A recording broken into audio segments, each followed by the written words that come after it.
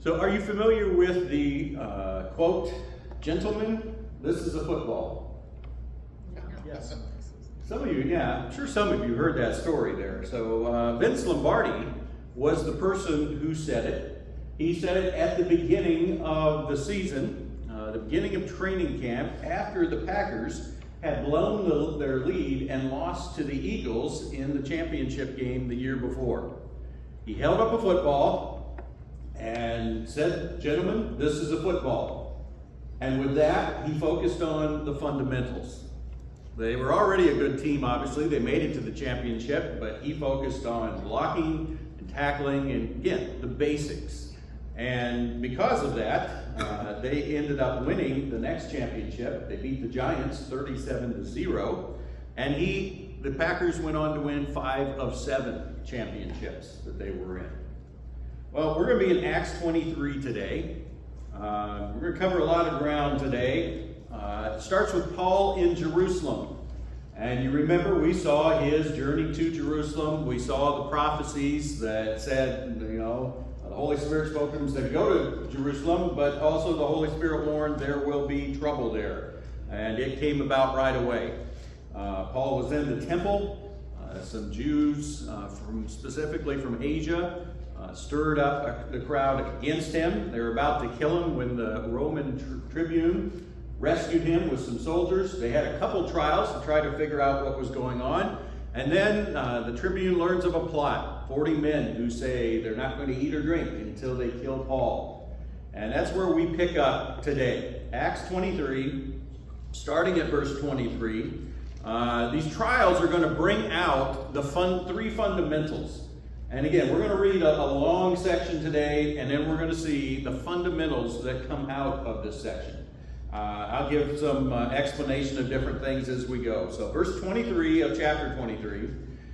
Then he, the tribune, called 2 of the centurions and said, "Get ready 200 soldiers with 70 horsemen and 200 spearmen to go as far as Caesarea at the 3rd hour of the night." So remember, there were 40 people who were plotting against Paul. And so this tribune makes sure that there's not going to be any issue. 270 and 200. So 470 people to ensure Paul's safety. It says, "Also provide mounts for Paul to ride and bring him safely to Felix the governor." And he wrote a letter to this effect. "Claudius Lysias," so that's his name, the tribune, "to his excellency, the governor Felix, greetings." Now we know a little bit about Felix, and what we know isn't really very good. Again, a Roman authority was in charge of keeping the peace. And sometimes the way he tried to keep the peace wasn't peacefully. And so, again, there's not much about him. We're going to see he tries to get a bribe from Paul later on. But he is the Roman authority over that area. And so it says, "This man," in the letter, he writes, "This man was seized by the Jews and was about to be killed by them when I came upon them with the soldiers and rescued him, having learned that he was a Roman citizen." Now, you remember that's not exactly how it happened there. He's about to beat Paul. And Paul says, "Hey, I'm a Roman citizen." But as he writes it down, that's how it went in his mind. "And desiring to know the charge, for which they were accusing him, I brought him down to their council. I found that he was being accused about questions of their law, but charged with nothing deserving of death or imprisonment." We're going to see that over and over. The unbiased Roman authorities say he didn't do anything that deserves death. "And when it was disclosed to me that there was be a plot against the man, I sent him to you at once, ordering his accusers also to state before you what they have against him."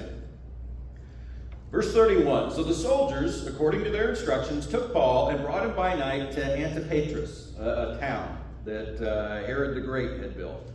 And on that next day, they returned to the barracks, letting the horsemen go on with him." So they got him out of the town, out of the danger area, so most of the soldiers returned back. The rest of them took him. It says, "When they had come to Caesarea and delivered the letter to the governor, they presented Paul also before him. And on reading the letter, he, Felix, asked what province Paul was from.